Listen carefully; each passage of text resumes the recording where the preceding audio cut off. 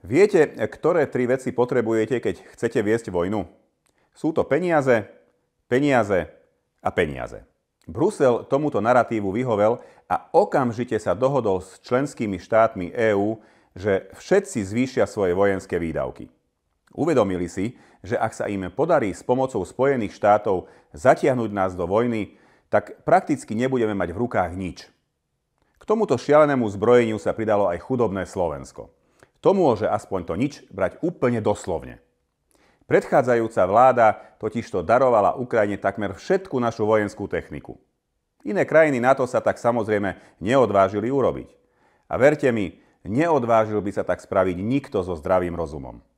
Ale teraz zbrojíme, veď je to povinné a ešte to aj financujeme. Ak spočítame všetky plánované výdavky, dostaneme sa na neskutočne vysokú sumu 5 miliárd eur. No a nezabudnime ani na 100 miliónov eur na finančnú injekciu do výrobných kapacít polosúkromných zbrojoviek, aby mohli vyrábať muníciu. Pre koho? No predsa pre Ukrajinu.